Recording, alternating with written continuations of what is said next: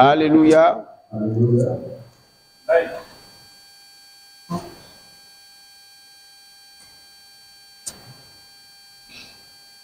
Oh, ok. Soyez les bienvenus. Et nous sommes à notre tribune d'enseignement. Et notre tribune de leçons où nous apprenons à devenir de bons chrétiens. À avoir la nature divine de Christ. Par le revêtement de l'homme nouveau. Amen. Alors, le dimanche dernier, vous savez, les leçons, c'est une suite.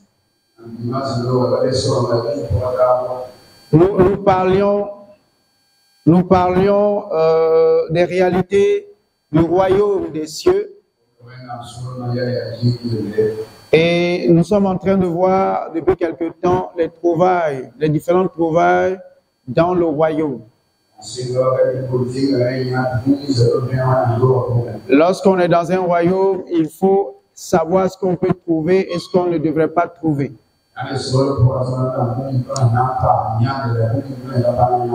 Et c'est par rapport à cette connaissance-là que le travail va se faire. Amen. Alors le dimanche passé, le frère Nadier nous a parlé de l'amour. Et c'est un élément que l'on devait retrouver ou l'on doit trouver dans le royaume. Notre royaume est un royaume d'amour. Que quelqu'un dise Amen. C'est un royaume d'amour. Un amour avec grand A. Qui ne tient pas compte du rang ou de la classe sociale, qui ne tient pas compte du genre et des origines.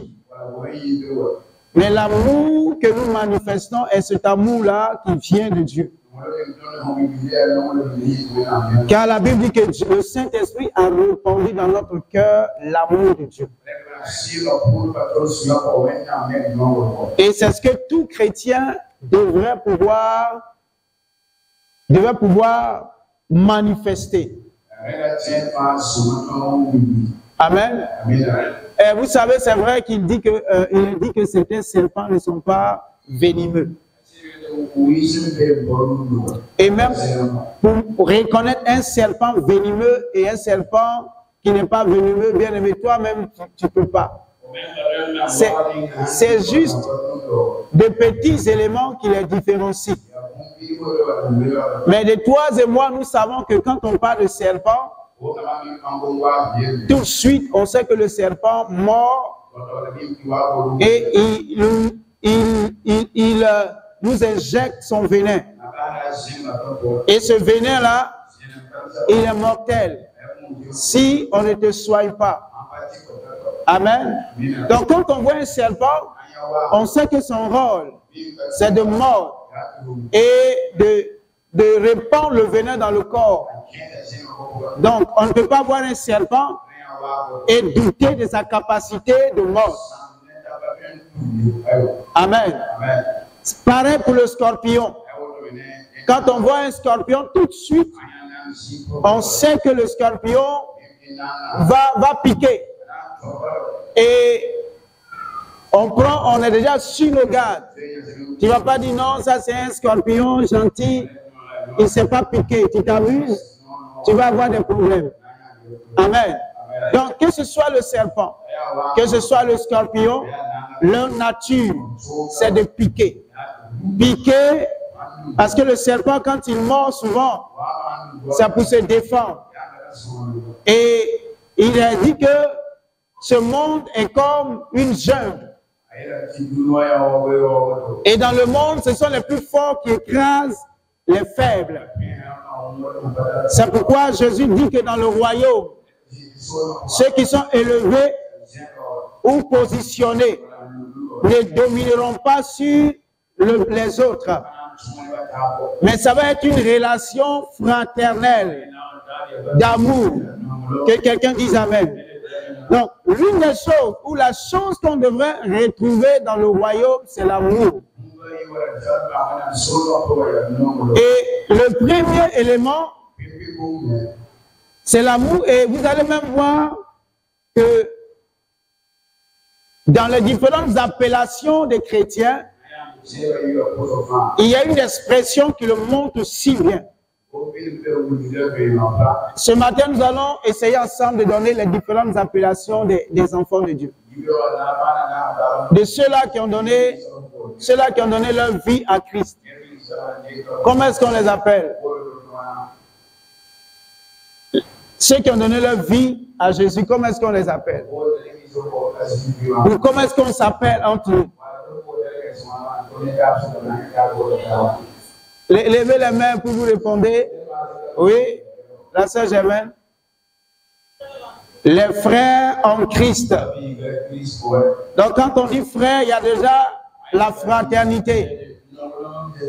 Oui, une autre appellation. Chantal. Une autre appellation. C'est frère en Christ ici, tu voulais dire. Il n'y a pas sœur en Christ ici. Donc, qui dit frère en Christ, dit sœur en Christ. Oui. Oui, une autre appellation de ceux qui ont donné leur vie à Jésus.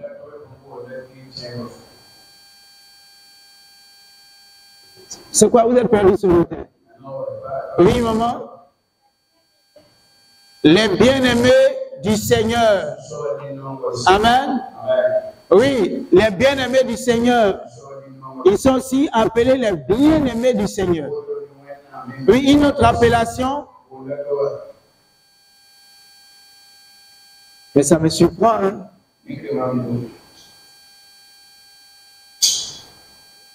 Oui? Ah, Elodie, tu vois, bon, oui? Elodie? Les élus de Dieu. Qui parle des élus, oui? Tu veux ajouter encore? Prince, princesse de l'Éternel, oui? Tout ça, ce sont des appellations. D'autres même vont dire les chouchous de Dieu.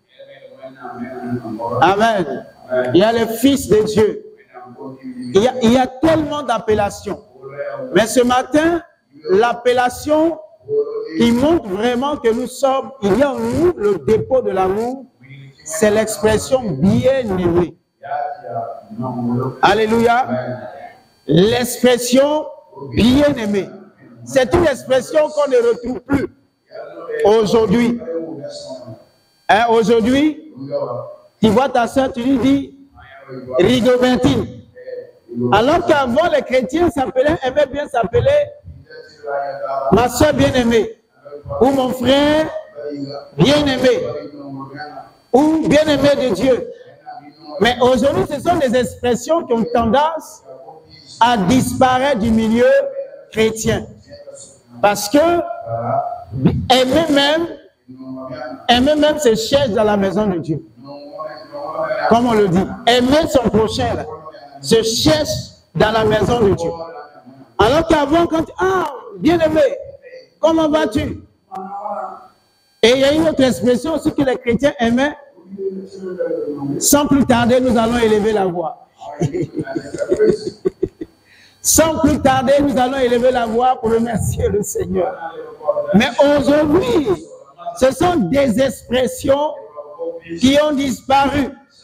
Parce que là où on n'est pas bien aimé, on ne peut pas ensemble élever la voix pour rendre grâce à Dieu. Amen. Nous allons lire un texte dans le livre de 1 Jean. 1 Jean chapitre 4. Nous allons lire du verset 7 à 12.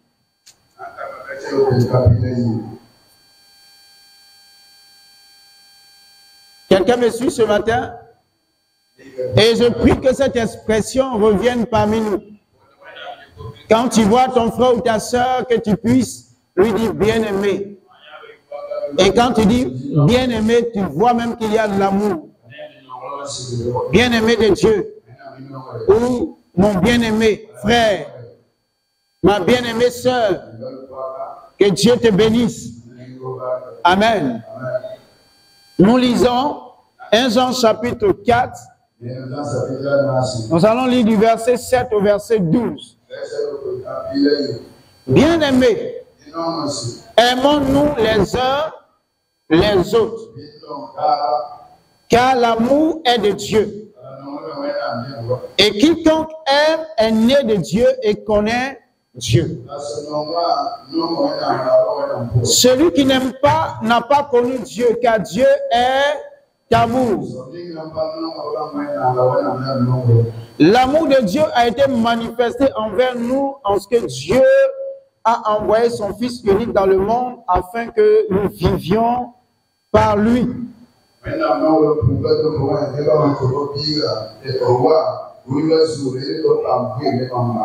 Et cet amour consiste non point en ce que nous avons aimé Dieu, mais en ce qu'il nous a aimés et a envoyé son Fils comme victime expiatoire pour nos péchés.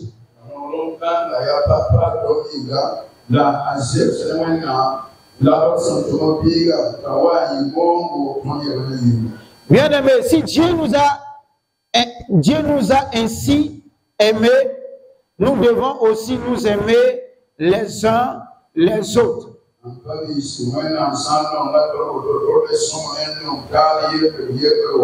Personne n'a jamais vu Dieu.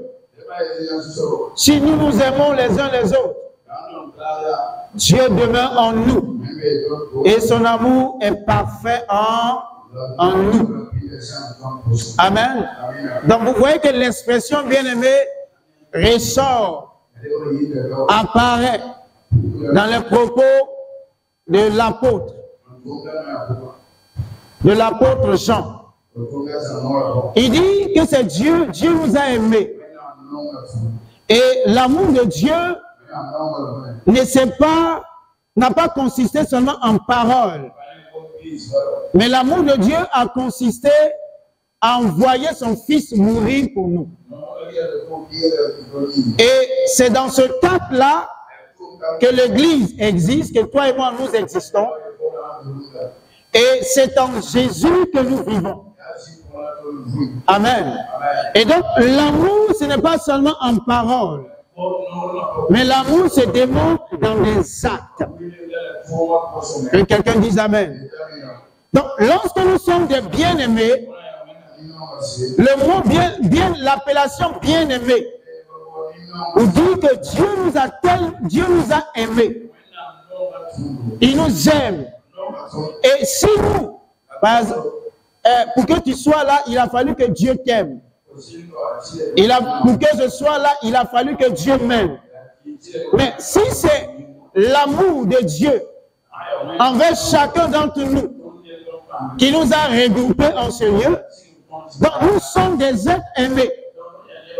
Et en retour, nous devons manifester ce qui nous réunit ici.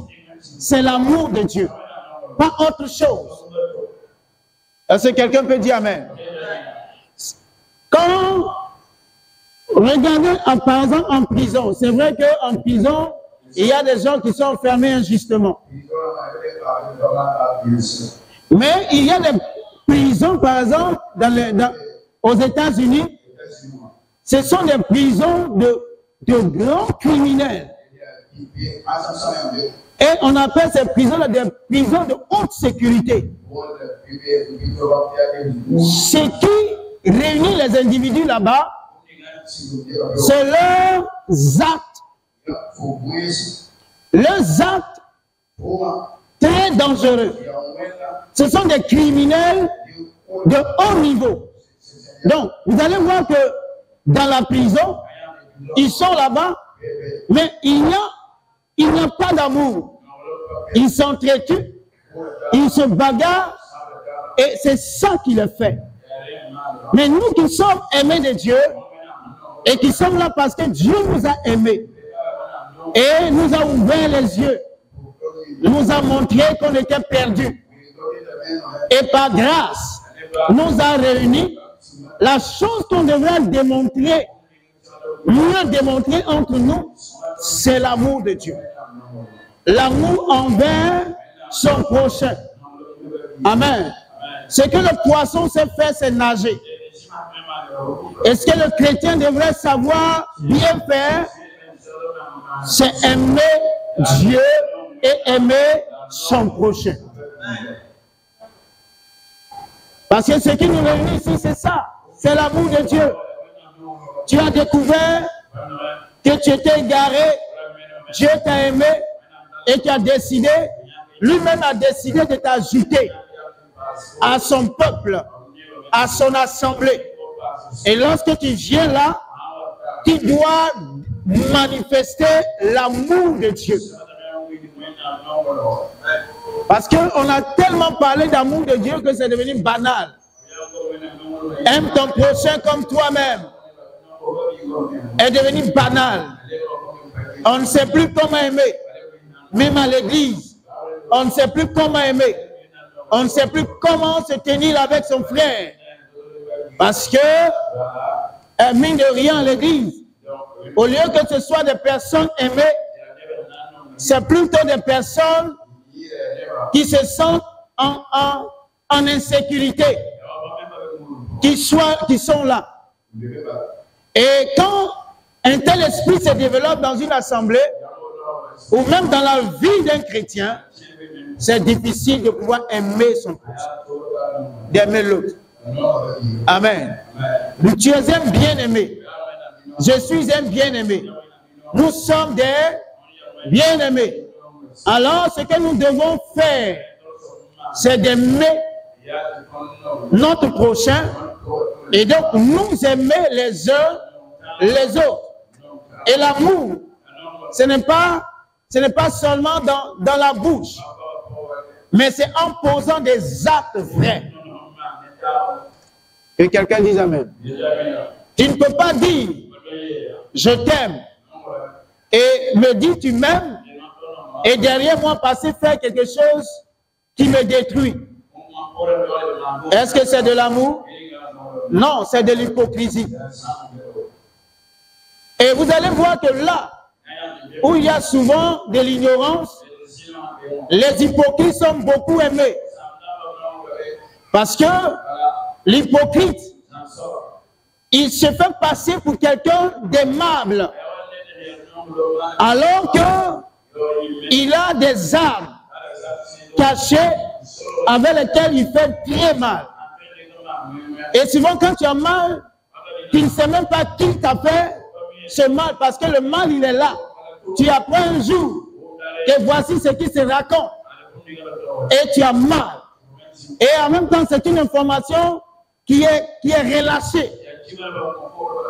Quand tu demandes qui t'a dit, on ne veut pas te dire. Non, je te dis ça, mais ne va pas demander.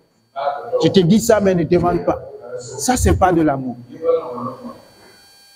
Amen. Amen. Dieu a dit qu'il nous aime.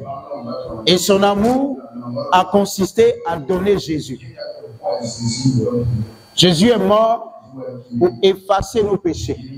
Ça, c'est de l'amour. Amen. Donc, si tu es un bien-aimé, il va falloir te préparer à manifester de l'amour. Nous sommes dans un monde où l'amour n'est plus possible. Le monde pense que c'est plus possible de s'aimer.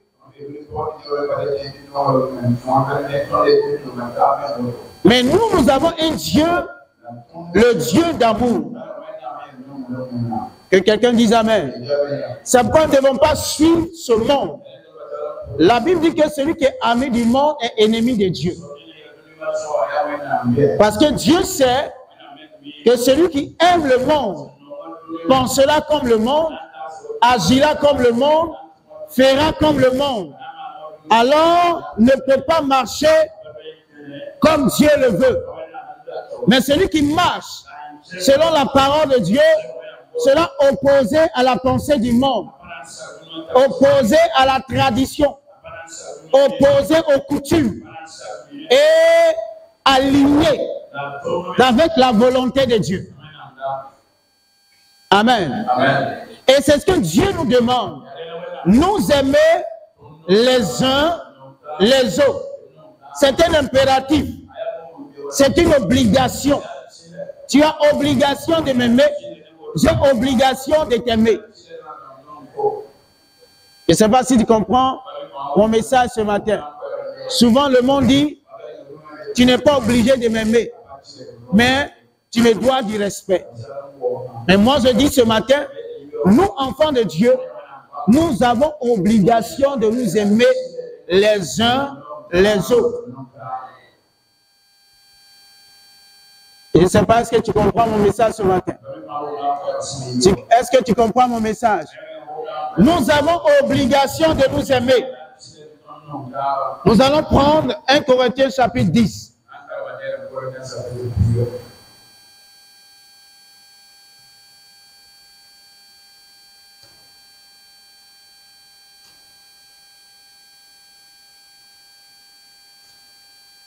« 1 Corinthiens chapitre 10, le verset 14.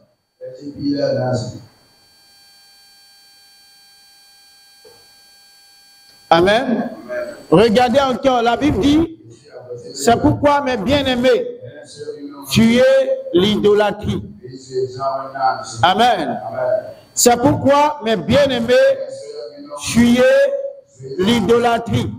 Donc, cette expression, l'apôtre Paul dit, mes bien-aimés, fuyez l'idolâtrie. Lorsqu'on aime, on doit être capable de dire la vérité. L'apôtre Paul aime ses frères et sœurs de Corinthe.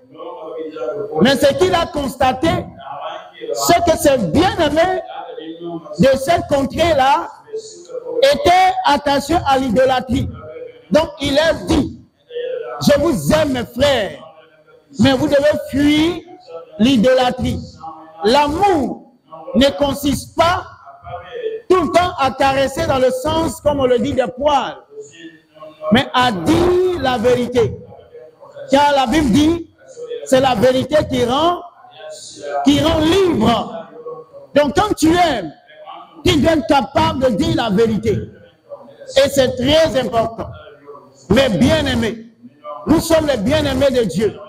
Donc si nous qui sommes là sommes les bien-aimés de Dieu, et que ce matin Dieu nous regarde, et qu'il voit qu'il n'y a même pas d'amour entre nous, ça veut dire que nous sommes des mal aimés. Comment? Oui, mal aimés des... Nous sommes, nous ne sommes pas des bien-aimés, nous sommes des mal aimés. Et c'est compliqué. Puisque on ne voit que le mal parmi nous. On ne voit que le désordre parmi nous. On ne voit que l'hypocrisie. On ne voit que de la jalousie. On ne voit que de la méfiance. On ne voit que de l'orgueil. On ne voit que des divisions. On ne voit que de la calomnie. Ça veut tout simplement dire qu'on ne sait pas que nous sommes des bien-aimés de Dieu. Amen. Donc, si Dieu nous appelle bien-aimés, nous avons obligation de nous aimer. Et l'amour passe par la vérité. Jésus, il est l'amour de Dieu. Et lorsqu'il est venu, il a dit, afin que quiconque croit en lui ne périsse point, mais ait la vie éternelle. C'est une vérité. L'amour dit la vérité. L'amour ne flatte pas. L'amour ne dit pas de mensonges pour tromper l'autre ou pour avoir quelque chose. Non, tu dis la vérité. Et de cette vérité-là, si tu dois avoir quelque chose, tu l'auras. Amen. Mais on préfère souvent flatter. Pour garder la relation, on préfère dire des choses qui ne sont pas correctes. Pour garder la relation, non, il faut dire la vérité. C'est pourquoi il est dit que la véritable amitié se nourrit de quoi? De vérité, de franchise. La véritable amitié se nourrit de vérité et de franchise. Si tu as un ami qui n'est pas franc avec toi, quelqu'un qui dit être ton ami, et qui n'est pas franc avec toi, c'est un hypocrite. Amen. Est-ce que quelqu'un me comprend?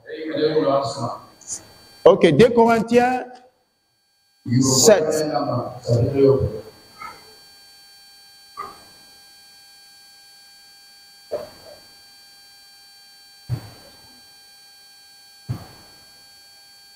Gloire à Dieu.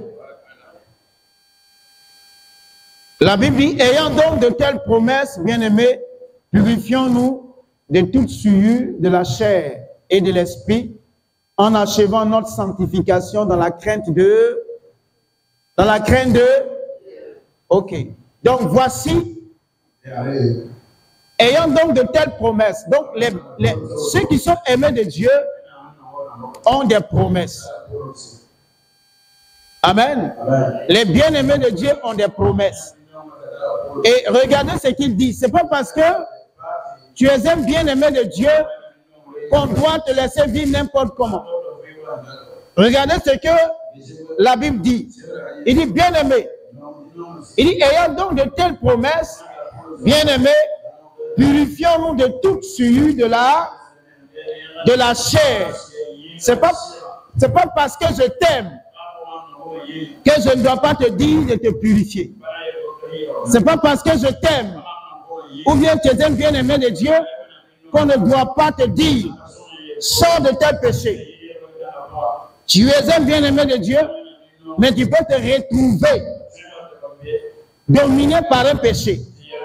Et il faut que la franchise de notre amitié, de notre amour, me donne de te dire purifie-toi. Sors de ces souillures de la chair, quand il y a des promesses qui t'appartiennent. Mais ces promesses-là, telles que c'est écrit, ces promesses-là ne peuvent venir à nous que si nous nous purifions. Regardez ce qu'il dit, et achevons. Il dit, purifions-nous de toute souillure de la chair et de l'esprit, en achevant notre sanctification dans la crainte de... Est-ce à dire qu'on n'est pas totalement sanctifié? Il dit en achevant notre sanctification. Dans quoi? Dans la crainte de Dieu. Donc, lorsqu'on est un bien-aimé, nous devons achever la sanctification que Jésus a démarrée. Je ne sais pas si quelqu'un comprend. La sanctification ne peut se faire que dans la crainte de Dieu. Sans la crainte de Dieu, il n'y a pas de sanctification. C'est pourquoi vous allez voir tous ceux qui vivent dans le désordre, c'est que la crainte de Dieu est entre parenthèses. Seule la crainte de Dieu peut nous pousser à vivre dans la sanctification. Donc l'amour de Dieu nous oblige à continuer la purification et la sanctification dans la crainte de Dieu. Alléluia. Tu es un bien-aimé. Et le bien-aimé, c'est parce que Dieu t'a aimé. Et l'amour de Dieu doit continuer dans la manifestation des œuvres de notre cœur. Amen. Nous devons poursuivre en tant que bien-aimés de Dieu notre sanctification. C'est pourquoi c'est des choses qu'on explique, mais souvent que l'Église a du mal à comprendre. Les gens diront, quand tu donnes ta vie à Jésus, quand tu es un bien-aimé, tu peux vivre comme tu veux. Parce que Jésus a déjà tout payé. Donc ta vie que tu mènes n'intéresse pas Dieu. Mais c'est un faux évangile. Parce que lorsque nous lisons l'évangile, à plusieurs reprises la Bible dit que nous ne devons plus vivre comme les païens. Qui a déjà vu ça? Ok. Donc si nous ne devons plus vivre comme les païens, Ça veut dire que notre vie au quotidien intéresse Dieu. Notre manière de vivre chaque jour intéresse Dieu parce que nous sommes des bien-aimés de Dieu.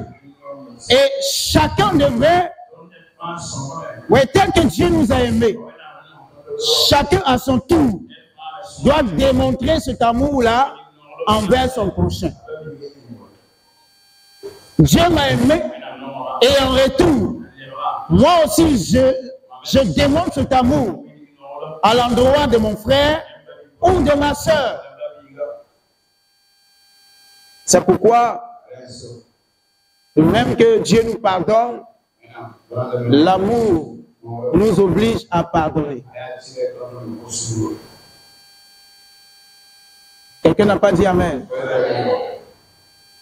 Le pardon est difficile, mais regardez un homme qui se lève, qui devient braqueur, qui tue les gens, et un jour il rencontre Christ, et il demande pardon. Qu'est-ce que Dieu fait? Est-ce que Dieu ne lui pardonne pas? Dieu lui pardonne. Et ça, c'est un mystère que le monde ne comprend pas. Dieu pardonne tous nos péchés. Le seul péché que Dieu ne pardonne pas, parce qu'il y a un péché que Dieu ne pardonne pas. Vous savez ça? Péché contre le Saint-Esprit. Et les gens expliquent ça de plusieurs manières. Quand le Saint-Esprit vient, qu'est-ce qu'il fait? Pour mieux comprendre ce péché. Le premier rôle du Saint-Esprit, c'est quoi? Oui, maman? Il nous convainc du péché. De quoi encore? C'est pas péché seulement. Oui. De la justice et du jugement. Donc, voici le rôle premier du Saint-Esprit. Il nous convainc du péché. Mais lorsque le Saint-Esprit te convainc du péché et tu refuses de te laisser convaincre, mais c'est grave, il n'y a plus rien à faire. Il te dit le jugement est là, mais tu dis je m'en fous.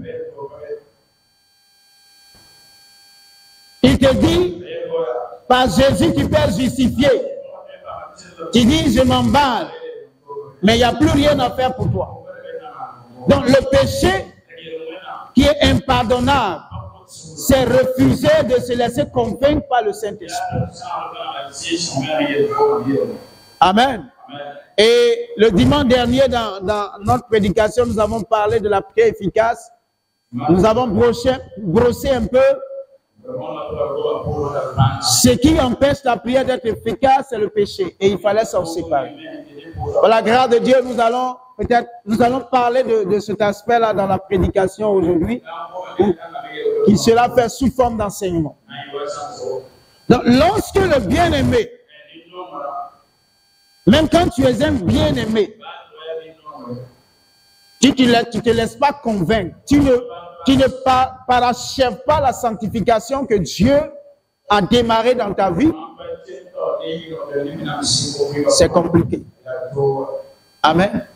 L'amour de Dieu. Vous savez, l'une des choses qui fait que l'homme ne craint pas Dieu, ou bien le chrétien ne craint pas Dieu, c'est parce qu'il n'a pas réalisé l'amour de Dieu pour sa vie. Je vous assure qu'il y a des personnes, lorsque cette crainte-là, lorsque ces personnes réalisent l'amour de Dieu, chaque parole de la Bible résonne dans leur cœur comme un marteau sur un roc. Et quand ils prient, ou même ils sont face à un péché, et qu'ils pensent qu'à cause de ce péché, Christ s'est livré à la croix, tout de suite, ils reculent. Mais quand tu n'as pas compris cela, et c'est ce que l'apôtre Paul dit, tu vas encore crucifier Christ pour une seconde fois.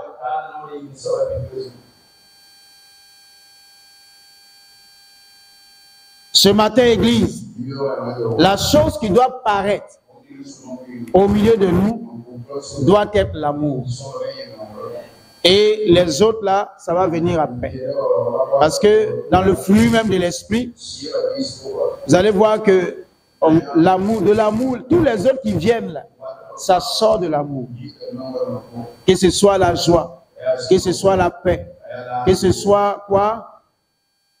La bienveillance, que ce soit la fidélité, que ce soit la douceur, que ce soit la maîtrise de soi.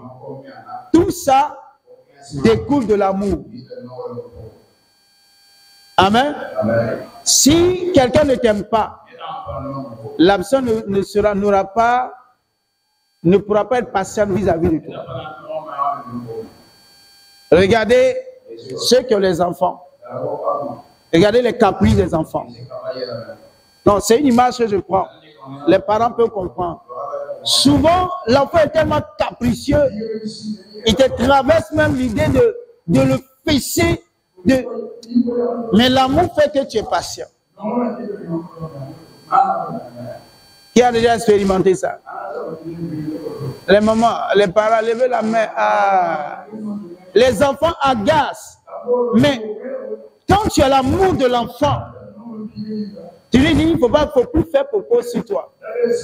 Mais dès que tu as dit quelque temps après, tu vois, l'enfant a fait. Je ne t'ai pas dit de ne pas faire, mais tu es passé, est-ce que tu vas le jeter? L'amour te donne de croire que un jour va venir où l'enfant va cesser de faire popo sur lui. Ça, c'est l'un de l'amour de Dieu. Toi qui n'aimes pas les mauvaises odeurs, tu dors, tu te réveilles, ta maison sent un popo, pipi, tout. Mais l'amour te donne de supporter. Amen. Même si demain, peut-être il va se marier et puis il n'a plus le temps pour toi. L'amour que tu as pour ton enfant te donne d'être patient envers lui. C'est vrai ou faux? Donc c'est l'amour qui nous donne de pouvoir être patient les uns envers les autres. Si nous n'avons pas l'amour, dès que Sakinatou me fait quelque chose, je vais même mettre le feu à l'église. Mais si j'aime Sakinatou, je vais dire, bon, c'est ma soeur. Peut-être qu'elle n'a pas encore la force de pouvoir dominer telle chose. Je vais la mettre en prière. Je vais la soutenir jusqu'à ce que ça passe. Mais quand on n'a pas l'amour, bien aimé, le dimanche qui suit, peut-être on va changer d'église ou même on va plus saluer Sakinatou. Est-ce que quelqu'un veut manifester l'amour de Dieu? Amen. L'amour nous donne d'être patients. Alléluia. Regardez les hommes qui ont été, les personnes qui ont déjà été en couple ou qui sont en couple. Regardez quand l'amour Eros vous a envahi, quand vous avez commencé à aimer votre partenaire, votre femme ou votre mari. Regardez comment cet amour-là vous a rendu doux. Quelqu'un a déjà aimé? Elle a qui me regarde comme ça. Quelqu'un a-t-il déjà aimé? Mais l'amour te rend doux. Doux comme ça. Toutes tes épines la rentrent. Tu fais rentrer les épines.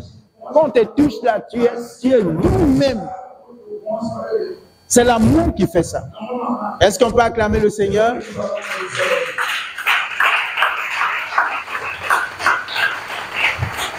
Souvent les gens disent, pourquoi tu laisses cette femme te parler comme ça? Faut la chasser. Et il l'aime. Donc quand on aime, on est patient. Et on excuse. On excuse tout. Mais quand on n'aime pas, c'est là que vous allez voir, on commence à boxer. Le boxing club. On n'est plus patient, on n'a plus la maîtrise de soi. Que le Seigneur nous remplit de son amour. Car nous sommes ses bien-aimés. Amen. Dis à ton voisin, je suis le bien-aimé de Dieu. Et j'ai obligation de t'aimer. Je dois t'aimer. Si je ne t'aime pas, il faut me gifler.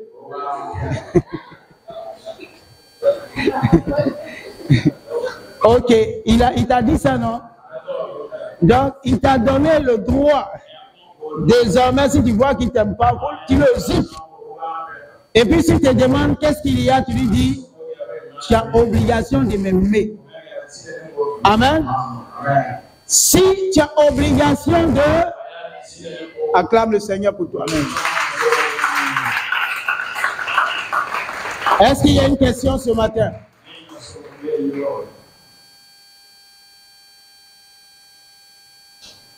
Y a-t-il une question concernant les bien-aimés de Dieu? Chantal, oui. Il faut poser ta question. Faut pas, quand tu veux poser, il faut poser, il ne faut pas avoir te déranger. On est ici pour apprendre. Oui, Chantal? Donne-lui le micro.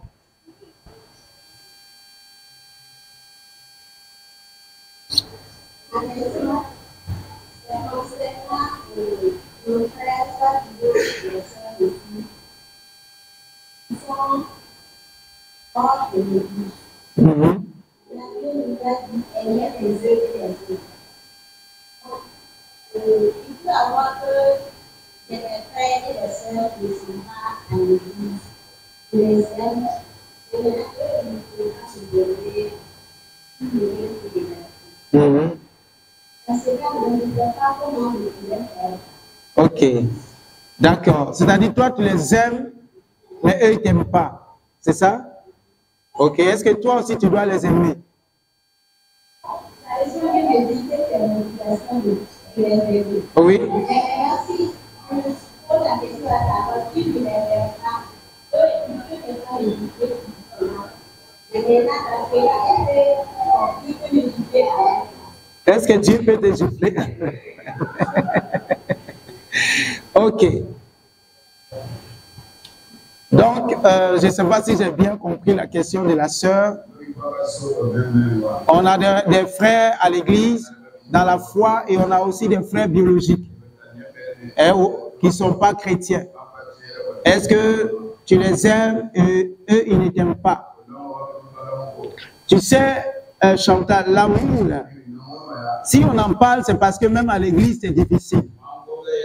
Ceux même qui savent le sens de l'amour ont du mal à redonner de l'amour. À plus forte raison, ceux-là qui ne se sentent pas aimés encore. Parce que je vous assure que jusqu'à aujourd'hui dans le monde, il y a des gens qui sont convaincus que Dieu ne les aime pas. Parce que si Dieu les aimait, ils ne seraient pas en train de vivre certaines situations. Amen. Donc, ce que je veux te dire, l'amour que nous avons, c'est un amour qui nous oblige à aimer nos frères dans la foi et nos frères également biologiques.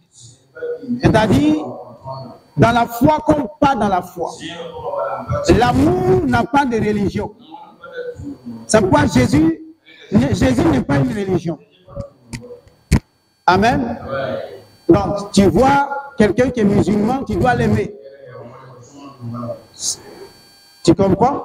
Donc, ton frère qui te manque, qui ne t'aime pas, toi, tu as obligation de l'aimer. C'est difficile, mais tu dois l'aimer. Et ça commence par être à l'aise dans ton cœur avec la personne. Parce que aimer la personne, ce n'est pas forcément te balader avec la personne tout le temps. Manger avec la personne. Non, mais c'est être libre dans ton cœur vis-à-vis de la personne. Ne pas avoir de ressentiment vis-à-vis de la personne.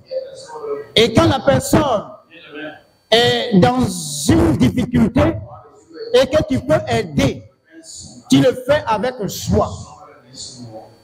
C'est ça. Je ne sais pas si tu me comprends. Mais dis, bon, je vais aimer mon frère. Mon frère, là, il dit qu'il ne mange pas avec moi. Mais je vais l'obliger à manger avec moi. On va te casser les dents. Hein.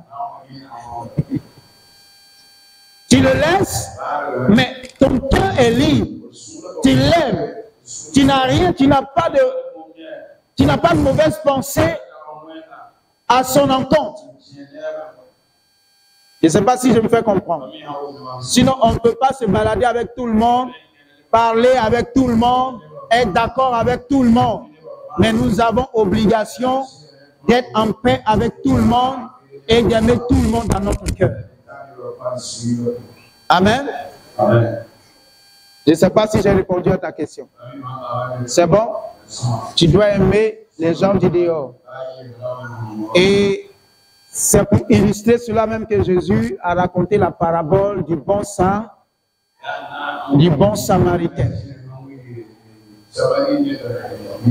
La religion va te dire, il faut aimer ceux de ta religion.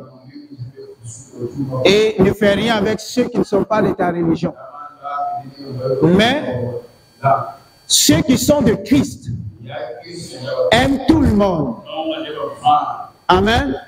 Il est bouddhiste, tu dois l'aimer. Il est musulman, tu dois l'aimer. Mais l'aimer, tu dois aimer sa personne, mais pas aimer ses pratiques. Parce que la Bible dit qu'on ne doit pas participer, mais quand on a l'occasion, on peut condamner. On doit condamner. Mais lui-même, tu ne condamnes pas, ce sont ses pratiques que tu condamnes. Amen. Tu as un cousin, par exemple, qui aime le fétiche. Mais ce n'est pas parce qu'il aime le fétiche que toi, tu ne vas pas l'aimer. Tu dois l'aimer, mais détester ses fétiches. Je ne sais pas si je me fais comprendre. Il est coincé, il a besoin de 1000 francs. Il ne faut pas lui dire, va tes fétiches, on va te donner tes 1000 francs. Si tu peux l'aider, là, aide-le avec les 1000 francs. C'est ça l'amour de Dieu. Quelqu'un n'est pas d'accord avec moi. Quelqu'un va dire, va prendre mes 1000 francs, les donner à ses fétiches. Si le fétiche là bouffe tes 1000 francs, c'est tous ces dents vont se casser. Ah oui, parce qu'on ne joue pas avec les enfants de Dieu. Amen. Le fétiche qui avait les dents qui parlaient là, toutes ces dents vont se casser. Donc voilà ce que je peux dire. Donc Chantal, tu dois aimer tout le monde. L'amour de Dieu. Maintenant, si on veut rentrer dans d'autres domaines, tu dois également comprendre. Mais ce que Dieu te demande, c'est de les aimer. Une autre question? Oui, gens de Dieu? Je voulais savoir, on a parlé de l'amour, de l'amour qui a. Oui. Souvent à l'église, dans certaines situations, quand tu dis la vérité, et toi, tu vas penser que cette vérité va participer à l'épanouissement de cette personne, ou cette personne va prendre conscience. Mais en retour, tu entends des choses, des retours négatifs à ton endroit. Voilà, comme tu veux te prendre d'une manière. Et certaines personnes se trouvent frustrées après ces retours et après ayant des vérités même. Voilà, ils sont assis, ils ne disent rien. Parce que si ils vont parler encore, c'est les mêmes choses qui vont. Voilà. Maintenant, ces personnes se réussissent carrément, même s'il y a des vérités, il y a des choses à dire. Ces personnes ne disent rien.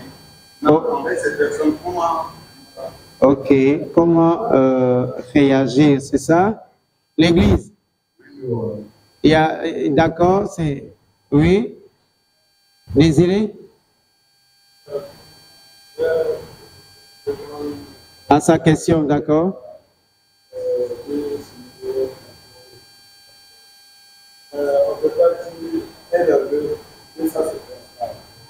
On ne peut pas dire, écoutez son français. On ne peut pas dire à un aveugle qu'une chose est transparente. n'a pas aimé la vérité, la vérité qui prend ça ensemble, c'est les meilleurs. Si notre quelqu'un qui a désigné, qui sait de quoi on parle, c'est la vérité, il ne doit pas avoir la vérité. Même si toi, même si tu es la preuve, c'est comme tu m'as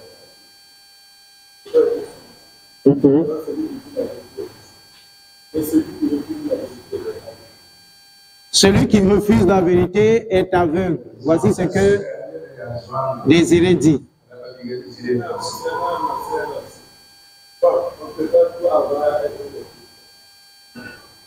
dans l'amour qu'on a, l'amour qu'on dit d'aimer, c'est elle. Mais c'est pas forcément que je peux l'appeler avec. Mais s'il doit être problème, il y a besoin de l'aimer. Je vais dire, ça c'est l'amour. L'autre amour là, Ah, il dit l'autre amour là, lui n'est pas dedans. Ah, ok. Donc voici la contribution du frère Désiré. Oui? Maman, tu voulais intervenir? Non? Ok.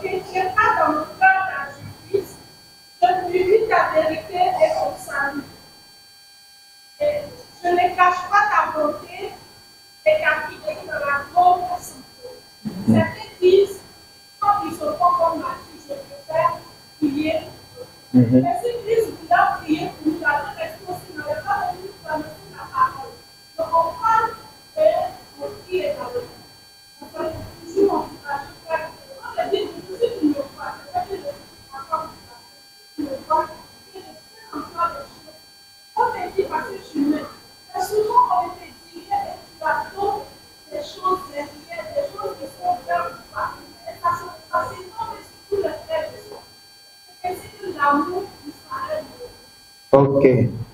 Merci, maman. Merci.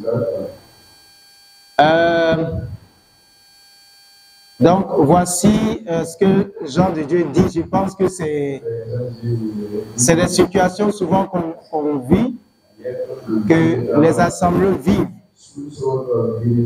Ce qui fait que certains disent qu'à l'église, il y a des hypocrites. Et ils décident de ne pas venir. Non, ce que je vais dire, les gens même du monde disent que le mensonge court vite. Mais la vérité finit toujours par rattraper et dépasser le mensonge. Donc, quand on est chrétien et qu'on aime vraiment son prochain, il faut apprendre à dire la vérité à son frère. Mais, comme Désiré et Maman l'ont dit, il faut que cette vérité-là se fasse dans un esprit d'amour. Parce qu'une vérité qui est dite sans amour est un jugement. Donc, tu peux avoir une vérité. Mais quand tu viens, il faut porter le manteau de l'amour. Et tu viens parler avec la personne avec beaucoup d'amour. Et c'est ainsi que Dieu nous demande de le faire. Il faut savoir passer le message. Amen. Mais fermer sa bouche, ne pas parler et garder ça dans son cœur, même quand tu vas prier, Dieu ne va pas t'exaucer. Ça, c'est l'un des blocages, l'une des choses qui bloquent nos prières. Regardez quand l'apôtre Paul parle de madame et de monsieur, le mari et la femme, que les deux doivent faire quoi? Les deux doivent s'entendre pour ne pas que quelque chose vienne bloquer leur prière, être un obstacle à leur exaucement.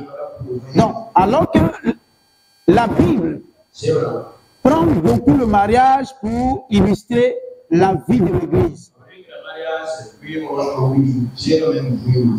Amen. Donc, si tu as quelque chose, tu penses que tu as quelque chose à me dire, tu ne me le dis pas, mais en même temps, ça te dévore. Mais si tu ne peux pas me le dire, mais toi-même cherche à être libre. Amen. Tu peux peut-être ne pas m'aimer, mais toi-même la cherche ta paix. Parce que si tu ne me le dis pas et que tu gardes dans ton cœur, non seulement tu as de la haine pour moi, mais toi-même tu souffres. Donc au moins, aime-toi. Si tu ne m'aimes pas, aime-toi toi-même. Et cherche à te libérer. Et la seule manière de te libérer, c'est venir régler, venir parler à ton frère. Et vous savez, la Bible dit que celui qui ne coupe pas les reproches et qui raidit le coup sera comment? Subitement brisé. Il sera brisé subitement. Donc, si tu es là et que un frère t'approche pour dire, écoute, voici. Il faut le reconnaître que ce n'est pas facile de recevoir les reproches. C'est faux? Ou bien, à qui on fait des reproches ici et puis il sourit? Non, quand on te fait des reproches là, souvent même, au moment où on parle là, ton cœur est en train de tourner dedans comme ça. Tourner et puis préparer les mots violents qui vont sortir de ta bouche. Mais la crainte de Dieu voudrait en même temps que tu examines tout ce qu'on est en train de dire. Et si le chant, c'est toujours bon de garder le calme, de partir, prier, se calmer et revenir peut-être parler. Je ne sais pas si quelqu'un m'a compris. Quand on te fait des reproches et que tu sens que tu bourres dedans de toi, il ne faut pas parler. Moi, j'ai un passage qui m'a beaucoup aidé dans ma vie chrétienne et même dans mes débuts de mariage. La Bible dit que si ton cœur est rempli de mauvaises choses, de mauvaises paroles, qu'est-ce que tu dois faire? Mets ta main sur ta bouche, ferme ta bouche. Donc, si on vient te dire, tu es comme ceci, tu es comme cela, et tu sais que ce que tu vas sortir là, ça peut provoquer des coups de poing. Retire-toi. Va te calmer et puis reviens. Est-ce que je vous dis? Vous n'avez pas dit Amen. On ne répond pas du tic au tac. Hein? Tu vas au travail, tu es une femme, tu travailles jusqu'à, tu fais les choses le soir, monsieur vient, quand il rentre, pourquoi cela c'est comme ça? Pourquoi tu n'as pas fait ceci? Pourquoi tu n'as pas fait cela? Si tu sors une parole, ça peut nous couper la tête après. Il faut te calmer. Et après, tu pourras dire pourquoi tu n'as pas fait ci, tu n'as pas fait ça. C'est pareil aussi pour les hommes. Mettons, apprenons souvent, quand on nous fait des reproches, le monde dit la vérité, rougit les yeux, mais la vérité, là, quand on te dit la vérité, c'est comme si on a mis du piment dans tes yeux. Mais ça ne va pas les casser, ça n'a qu'à rougir. Mais après, la rougeur va passer. Donc, ce que je vais dire ce matin, apprenons à nous parler les uns les autres de nos défauts. Et si nous apprenons à le faire avec amour, nous allons voir que nous allons commencer à changer. Amen. Et celui qui t'a dit, par exemple, que tu es gourmand. Si par exemple, Jean de Dieu me dit, papa, on dirait que tu es gourmand. Hein? Chantal dit, hein? C'est un exemple que je prends. C'est que si je vais lui-même, quand il va ouvrir sa bouche pour dire ça, il va mettre. Bon, si vraiment, ici il a dit ça, c'est que je suis vraiment gourmand. Parce qu'on voit peut-être à des cérémonies, lui-même il a honte. Je mange ici, je tire, ça vient ici, je mange, ça vient. Lui-même il a supporté, il a dit, papa, vraiment tu es gourmand. Donc, s'il me dit ça, lui maintenant il va devenir comme on appelle ça, il sera l'unité de mesure de mon comportement quand on sera dans les cérémonies. Et je vais lui demander, c'est comment aujourd'hui? Je me suis calmé un peu, non? Il dit, oui papa, en tout cas aujourd'hui là, tu t'es amélioré.